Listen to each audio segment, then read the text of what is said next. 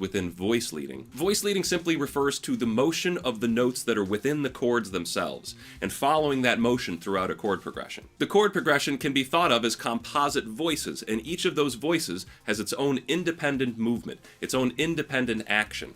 What that does to us as a listener, it makes us expect more ascending stuff. It's pulling us upwards. There's an attractor up there that this is slowly going towards.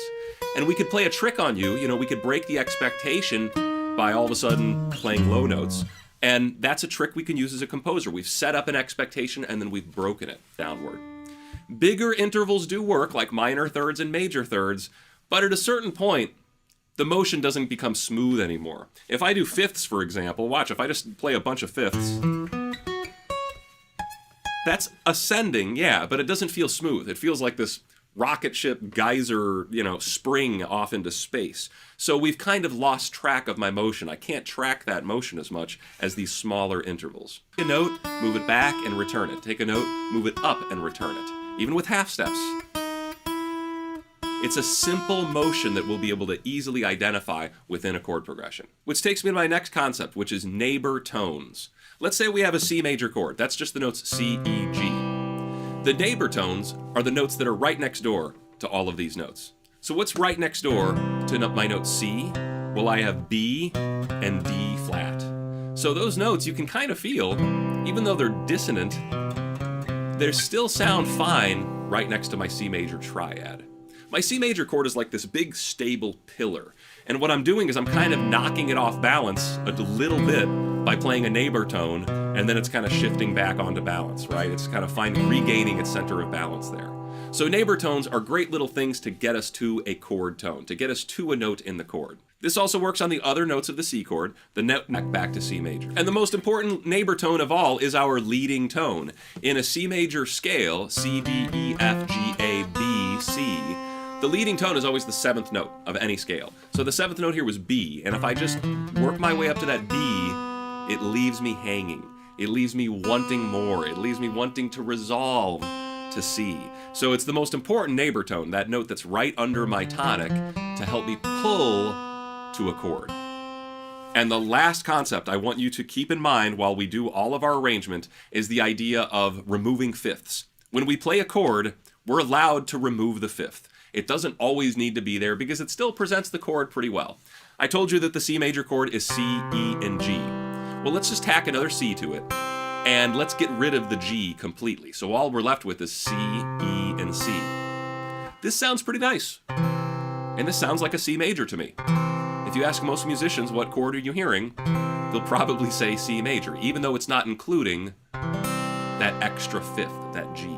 So yes, the fifth is part of the chord, but often arrangers will completely remove it. And you might see why as we go throughout the rest of this lesson. Sometimes we don't need it. Sometimes we would rather have a different note played there, like a seventh or a third or a doubled note. Progression we saw earlier, F to G to C.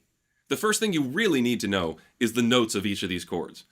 F has an FAC, G has a GBD, and C has a CEG. Now I'd like to arrange this for 3 different voices, and the first thing I'm going to do is just figure out the bass voicing. And I'm going to make this as simple as possible, nothing fancy. My bass line is literally just going to play the root notes of the chord. So I'll have my bass just play F, G, C.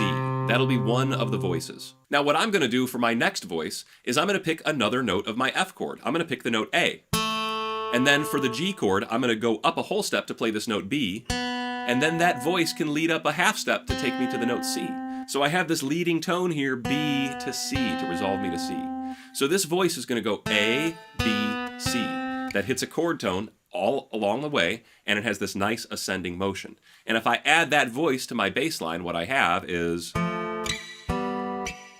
which sounds pretty nice. That's a nice abbreviated version of an F to a G to a C chord. But I still want to add one more voice.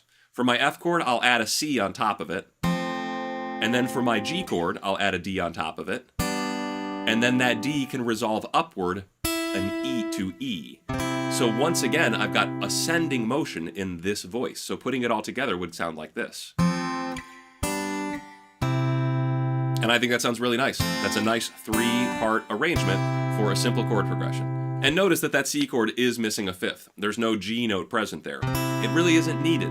There was no voice leading to it, And if I get that note in there, it's not like it gives us that much more joy, right? It's a job to do here. Now, just for a moment, ignore that bass movement and take a look at what these top two voices are doing. They're both moving up together. We call that parallel motion. They're in groupings of second, either a major second or a minor second. And they just move up together in parallel. That's parallel motion. That's one of the very important kinds of motion that we want to include within our voice leading. We want to try to find areas to include that parallel motion because it sounds so good. Puzzle. Here, what I can do is instead of playing F, G, C, what if I play the F and G an octave lower? F, G, C. That makes me a little space up higher to play some other voices and change how I'm doing things. So now what I'll do, I've got my simple bass line again, F, G, C, and I'll write my next voicing. This voice will go from the note A, and then it'll go down to the note G, and then it'll go down to the note E. So we have this descending line of A, G, E. That'll be my second voice. And if I put that together with my bass line, what I have is... Now, to add in my third voice, I'll just go up and find other chord tones. Here is the note C, which could resolve down to the note B, and then it could pop right back up to the note C. So we've got a little back and forth motion. And adding in that voice gives me... And I think that sounds really pretty. Two different ways. So we can actually start turning this into like actual music. We could play our chord progression one way that's arranged, and then we could do it the other way that we arranged it. And hopefully you hear this sounds pretty nice. This is an interesting way to present three basic, boring chords that we've heard a billion times before. There's a lot of rich, interesting stuff going on within those voices.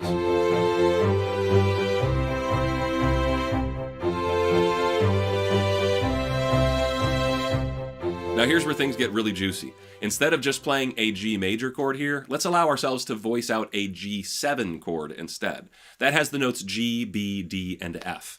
And remember, we don't have to play all the notes of the chord, but we're going to try to include this new note F to see what happens.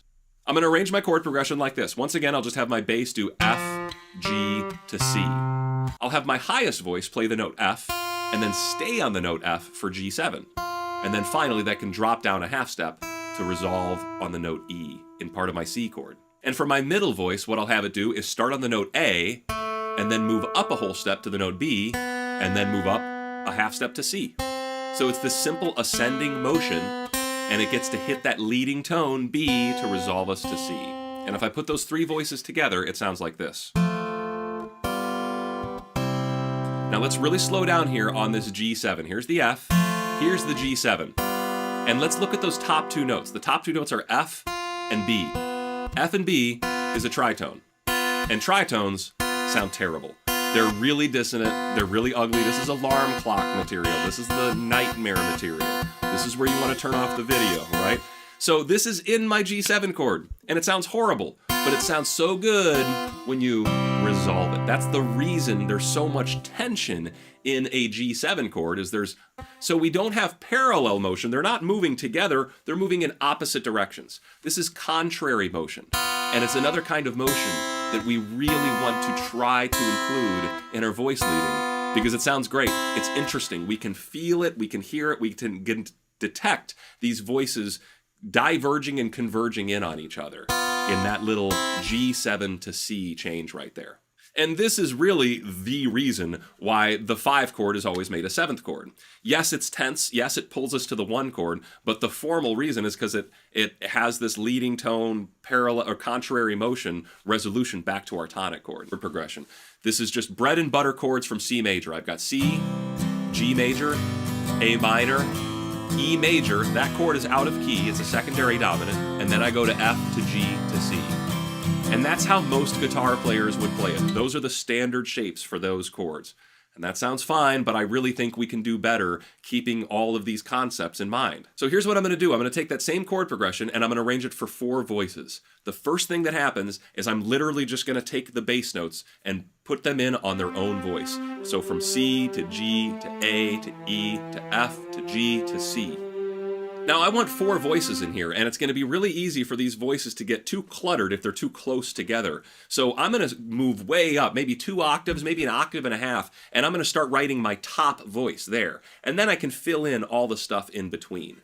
For this top voice, it can really be anything. It just needs to be the notes of the chords. But I do want to try to avoid doubling my bass note all the time. You know, the goal here is to present the chord. And if you end up playing only, roots the entire time, it's really not going to present that chord. So as I'm picking out these notes, I'm trying to pick new chord tones I haven't seen before. So for example, here on this first C chord, I'm having my very highest note play a note E, as opposed to just playing the note C. And once I started there, I was able to find some simple motion to connect the rest of the chords. It goes from the note E to F, and then back to E, to D, C, and then D, and then back to C. That's a very simple melodic path to follow all the way through. Next, I added in another voice. And this voice, once again, my goal was try to make sure it includes a chord tone, but this time let's try to, if we can, include some interesting motion. Let's try to move parallel to one of our voices, or move contrary to one of our voices. Or another type of motion is oblique motion, where one of those notes changes while the other voice stays the same. This is very common between chord changes, and you can see, as I put in these different voices, you'll see the examples of oblique motion occurring between voices. You'll also see different examples of contrary motion and parallel motion. And doing all that work transformed the chord progression into something that sounds like this.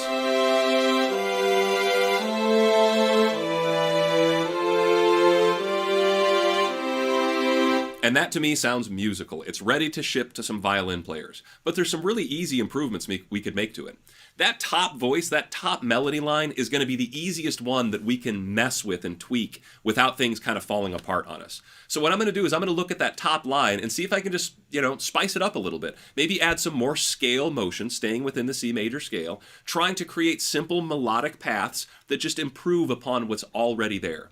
But I'm not thinking chords, I'm not thinking really anything theory-wise, I'm thinking more shape-wise. How can I make this top line more interesting?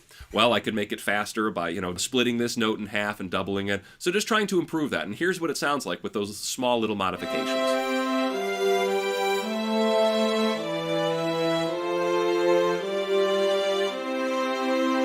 And in my opinion, the voice, it's very simple. Just write some lyrics and sing each voice independently, record them all individually, and mix them together. And on pitch correction. Let's slap some Melodyne on there and see what that sounds like. If you like this song, please click like and subscribe.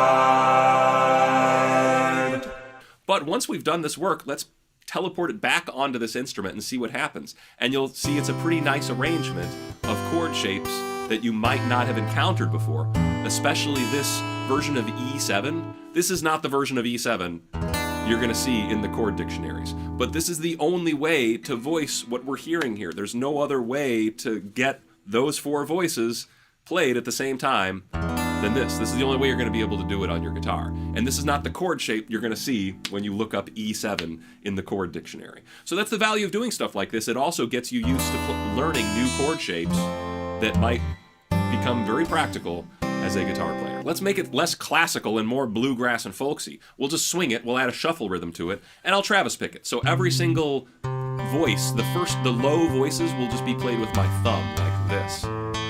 And that might end up being a root and a fifth, it might be whatever, but my thumb will just alternate between those two. I'll also syncopate the melody, and it gives me this little riff.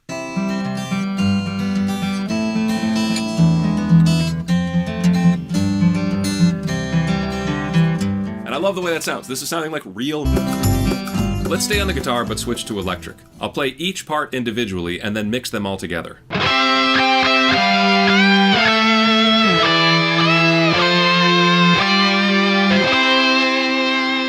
And lastly, a fun thing to do that you can only do on the computer is randomly. I have great news. This is one of the most well-researched and exhaustive aspects of all of music theory. The music majors that I've worked with, they're all way better at this stuff than I am. Lots of rules. There are rules on when to double the root note, or when to double the third, or when to omit the fifth, and when should you include an inversion. Key position. But if we include inversions, like I taught in my video on chord inversions, that completely opens up brand new possibilities for our voice leading. A good composer will find a way to include and infuse some real emotion and soul into that chord progression.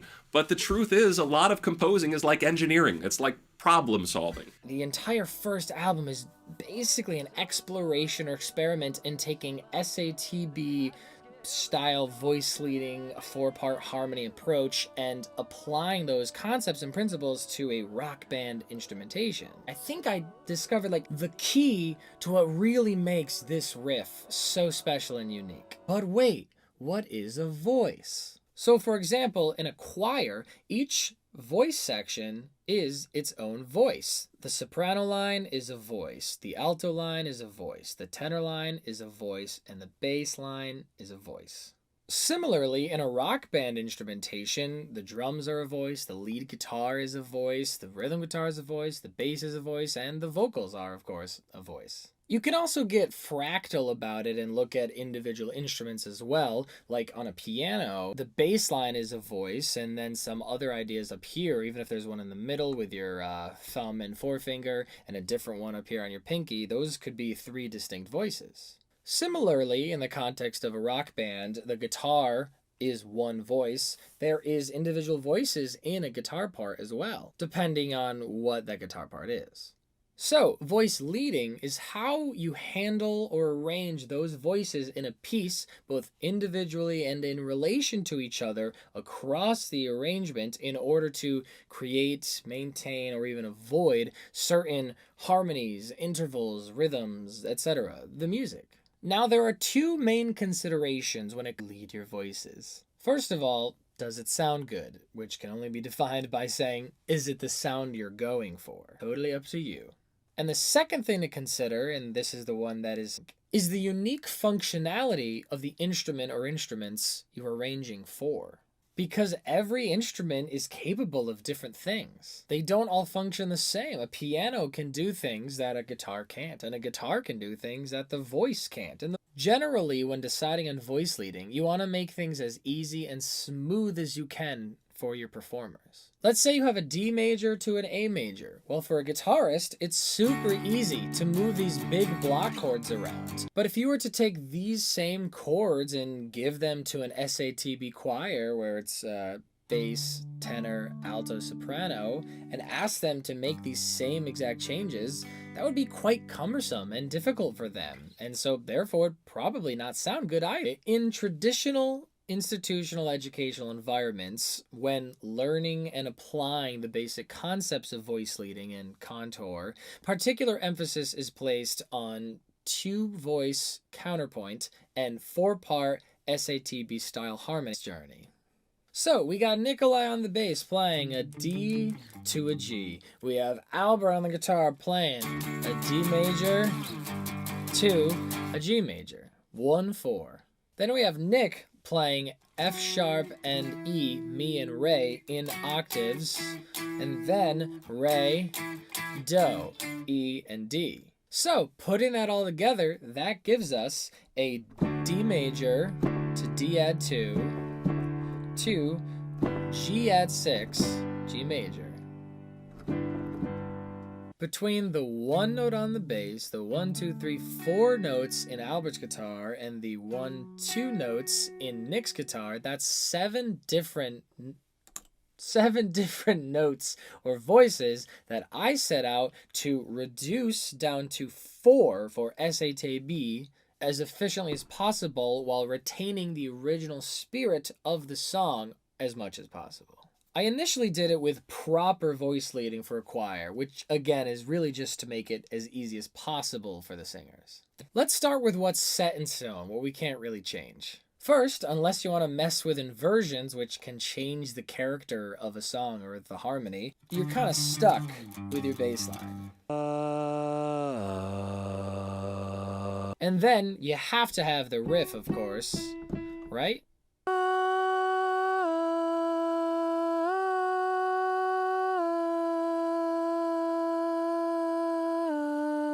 That leaves me with 2 voice parts left. So let's look at what part of these chords I don't have yet. Starting with the first chord, I already have my root note D, and in the riff, I already have our 3rd, the F sharp. So, alright, I'll take my baritone and put it on the 5th, the A. But then when we move to our second chord, the G, we have G, B, D. Well, I could follow the original guitar block voicing and come from the A all the way down to a D, but that's a fairly big jump when, well, I could just go up instead to the B right there. And like a puzzle that you're putting together, once you're getting to the end and there's not many pieces left, it's pretty easy to slot that last one in. So for the D major, we gotta maintain our third the whole way through, and then when we move to the G, well, we gotta have a D. Hey, that works out well. These end up being pretty close together. Good voice leading. So when you put it all together, it sounds like this.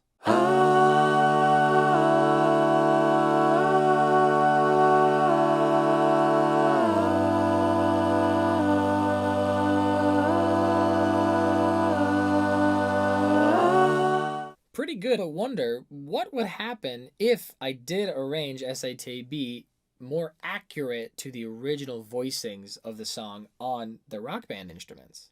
This block voicing on a guitar is just a power chord on the bottom with a third on the top,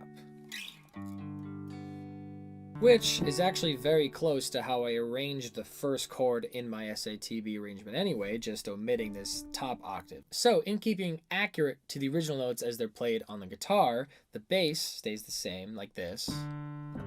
The baritone will now go from A to D, and the tenor will go from F sharp to B. So now putting it together with the riff, it sounds like this.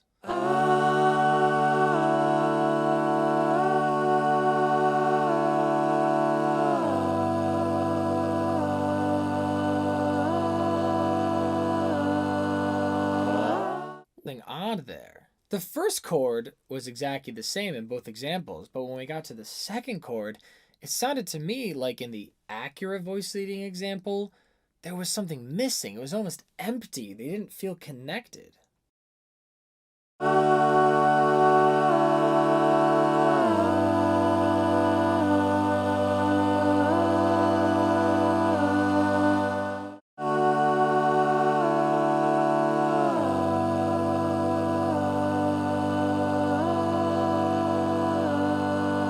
Why does the first one sound more like the song and the second one feels empty in comparison, even though that one is more accurate to how they play it on their instruments? In the actual guitar part, he's not playing the riff just here F sharp to E, he's playing it in octaves.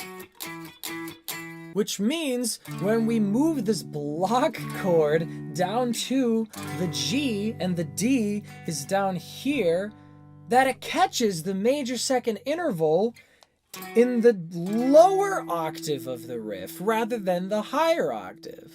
So in the actual song, deliberate care is taken in order to maintain this major second clash across the chord changes, just in different octaves.